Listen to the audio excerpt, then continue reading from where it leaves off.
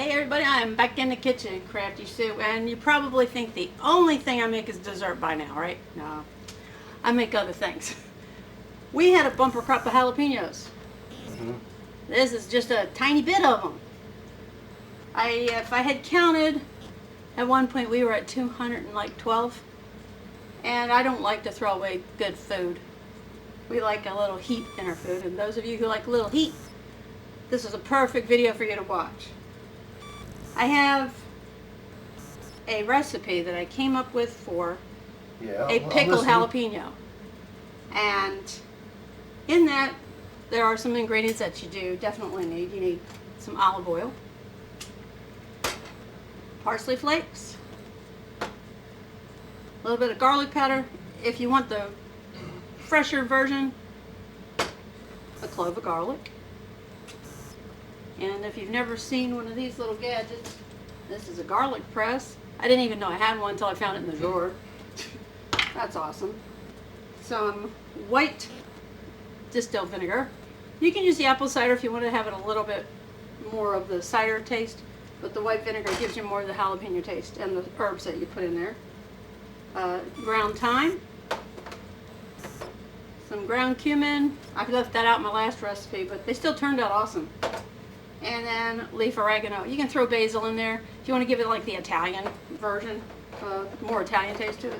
That's what I call it anyway. And you want to have for the, I call it the ones you can use right away or within 10 days. You want them to sit in the mixture for 10 days when you're doing the pickled version for putting it added to your dishes. I have a glass bowl that has a lid, and it was perfect for this. So you put in a cup of your vinegar, a half a cup of olive oil, and then 1 teaspoon of each of the spices I just mentioned. Now for the garlic, if you're going to use the fresh version, I like doing garlic cloves. It's a good frustration let go. Just like that. Smack it. And it pops right out of the skin. Real easy. And you put it in your garlic press.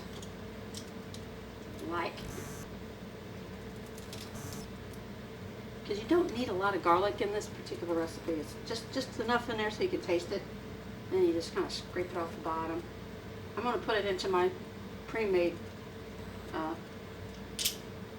mixture here. Marinade, I guess you call it. And sometimes you gotta, I try to get as much out of the clove as I can, this press. And just like that. Just a hint. Now you can also buy the minced garlic that's already in the jar. Save time, but I like the feel of the, working with the food. Now, one thing you have to remember is you cannot just take a pepper and put it in that marinade and expect it to come out the way you want. Why? Well, the jalapenos have a really tough outer skin. You have to actually be able to have the skin cells kind of separate a little bit so that the seasonings can actually soak into not just the skin but the whole pepper itself. You just make sure the stem's off of them, and I have a pot here cooking that has, I put them in the water. I'm going to bring it to a boil. You're going to bring, and you can do this with any pepper. It doesn't have to be jalapenos. We just have a ton of them. So when you bring it to a boil, you're going to let it boil for about 2 minutes. And I'm going to do 2 things at once here. I'm going to show you how to do the pickled version, the refrigerator pickled version, and also what to do with the ones that you just want to freeze to be able to use later. That's the simple part. One thing with jalapenos is the oil in them is so powerful that if you were to touch a jalapeno and then you have an itch like here right by your eye, don't touch your face. The way to kind of avoid that from happening, because it burns for a long time, and because of the oil that's in the jalapenos, the capsaicin in it. You put some, when you handle these, when you're going to handle them, to protect that from happening, you have to have your skin pores coated with something. And I always use the olive oil because I'm using the olive oil in the recipe. So it also, with that, it's kind of like wearing plastic gloves without wearing plastic gloves. And who likes to wear those? I don't. So you wear these in order to handle the peppers.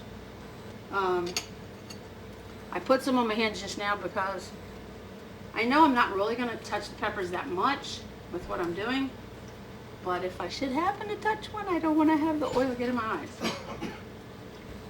We put these, we'll put jalapenos in just about anything. At one stage while they're growing, they start to turn red, and people think that makes them hotter. Not really. It just changes the color. It's kind of like tomatoes start out green and turn red. Well, these are the ones that I made the last time. If you haven't, so you can see these. But anyway, they turned out really well. This door's in the way, that's why. I got a door in my way. There we go. There, now I think you can see. Maybe. Let's see, I'm going the wrong way. There, well, they're there. Anyway, I need a flashlight, I guess. Oh, goodness. Dropped one. So, these are just about to boil. I kind of started heating it up ahead of time. Now, the ones that you want to freeze, and I'm going to freeze the majority of these. As soon as they've boiled 2 minutes, you have to stop the cooking process, dead in its tracks, but that they're boiled. Okay, they just started. So I'm going to put that for 2 minutes. And what that does, it breaks up the skin on the outside, makes little holes in it, kind of, and that will allow these to be able to put immediately into the herbs and the oil and vinegar. Once I've done that, then I'm going to put them in the refrigerator, but not until this comes back to room temperature. The peppers are going to heat it up a little bit, so you want it to get cooled off. Then put it in the refrigerator and let it marinate in there, the whole peppers, for a good 10 days. You can do it 7, 5. You want to taste test them halfway through, like we did. You can do that. There's no harm in that.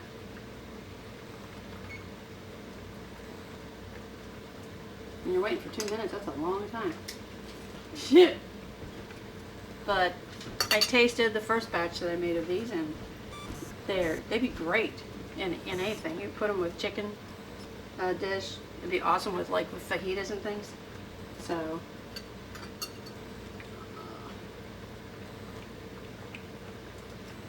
yeah, when you're I don't have to stir these like this. I just like to kind of make sure they're rolling around in there, not just sitting in one position, to make sure. And you can watch the skin slowly starts to change color a little bit. Oh, we're down to the 1 minute mark, almost there. Now what I have prepared for the ones that go to the freezer, there's a bowl of ice water. That's what stops the cooking process, so that when you go to cook them, like full cook them through, they're already halfway there. That's the way your frozen foods are done in the store. You buy frozen food, it's already cooked, it's just not cooked all the way. And this is how they do it. They partially cook it, throw it in some ice water or some kind of process that they do that chills it right away, and then they throw it right in the freezer. And we are down. Now to scoop these out, you can do, I love this it's a little little wok basket. You can use a slotted spoon, works the same way, because I'm not touching those hot things. Not yet. So the ones that I'm going to put in the marinade are going to go right in there. I won't have to touch those either. And there she goes. Okay, we turn this off. The ones I want to go in there. Go in there. Like that. I'm trying to do this pretty quick. And like that. And let them roll around. And these guys, because these are going to get frozen, I'm going to go right in that ice water. Stops the cooking process, retains the flavor, just as if you picked them right off the bush. I used to watch my mother do this. She did this with beans, all kinds of different vegetables. And that how we grew up. Cooking like in the country way. Now this one probably could use a little bit more, but I'm going to roll these around in here while they're still kind of hot. Like that. Drop the egg. Alright, there's a trick, and I forgot one little, very important tool. And it is, it's like find one. There's one. It's a straw. Unless you have one of those fancy vacuum seal gadgets, you need a straw. So these jalapenos, now I'll put, because I got to touch them to slice them anyway, is they look like they've never been cooked, but they have. And if you feel it, you can feel the meat in it. It's kind of squished, but not that much.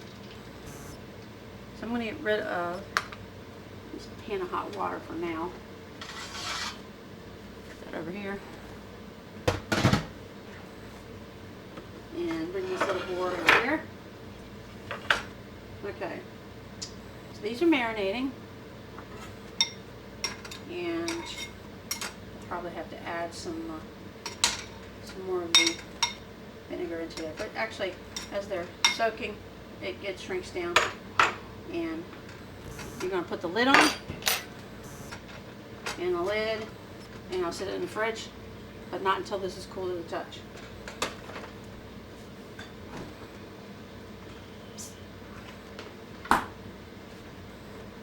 Let's see, I need,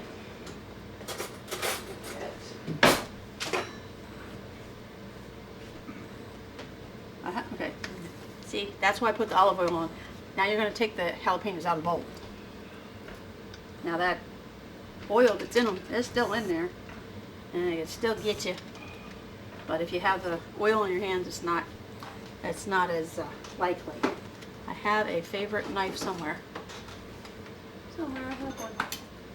Well, this is my backup knife. Freezer's a Ziploc bag. Now these will keep in the freezer for about a month. These peppers right here, fresh picked off the bush, have been in the refrigerator in one of those bags for about 2 weeks, and they're still like I just picked them. So jalapenos, I can attest to that they last in the fridge. I don't know about the other ones. We ran out of those quick, but these guys just kept making more. So all I'm going to do, let's say you like jalapenos on your pizza. So I'm going to slice these like I'm going to put them on a pizza. Put it on the thin side. You just slice them up. I'm not the galloping gourmet, but I'm no choice, no doubt. But hey, I put these with hash browns, scrambled eggs, anything that needs a little bit of punch. Now I'm not going to keep the end because I don't like that part where the stem goes in. It tends to be a little tough. Now I don't know if you can tell, but you can kind of see the meat inside is, you can tell it's cooked, but it's not cooked all the way. Or else it would be mushy. Put these in here, like this. And you're probably wondering, what's the straw for? And the straw is to vacuum seal the bag. I told you I don't have a vacuum seal machine. I just have me, a straw, in a bag, and what's going in the bag. So I'm going to show you the technique that I used to watch my mother do. And I used to think she was crazy too, by the way, using a straw. And then I asked her, I said, why do you do that? She said, so the air doesn't get in while it's freezing and cause freezer burn. I said, okay. She said, you know the ice that collects on the ice cream if you don't eat it, a certain amount of time, then when you go to eat the ice cream it tastes yucky?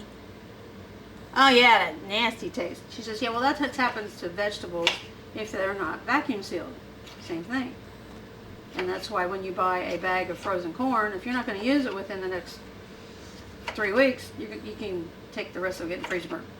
So I don't want freezer burnt jalapenos. So I don't know if that's, I could probably put more, but for this one, I want to do it in a smaller bag. Because this would be like for one meal. The bigger bags, I could split up I'm not sure if they make a, I know they make a sandwich size freezer bag, but I don't know if they make like a mini one that you can freeze. Now you can get those little snack bags and use that, but if you're going to use them as freezer bags, wrap them up on the outside with some aluminum foil and mark it with a permanent marker so you know what's in there. Okay, so there's my jalapenos now.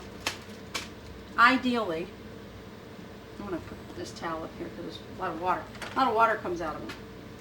And you want them, anything that you're going to freeze, even, especially the beans, like my mom used to show me, you're going to zip it all the way to about the last inch.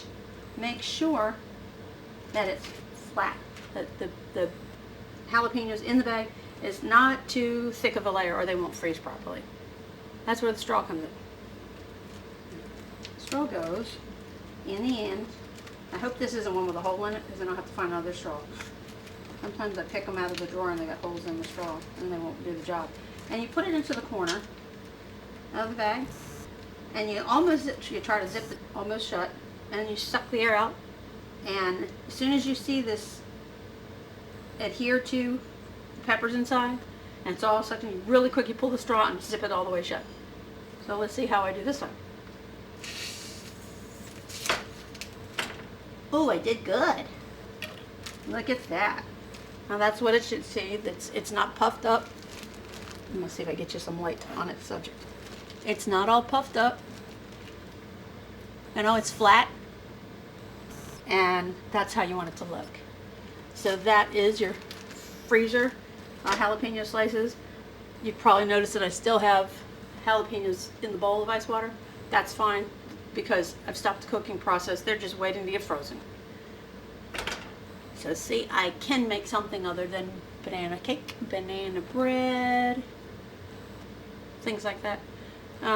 Main meal stuff, we'll get into that, but I had to get these done because I don't want them to go to waste and we eat them a lot anyway. So from Crafty Sue to you, cooking my country style, this is my jalapeno day. Hope y'all have a wonderful day and Merry Christmas everybody.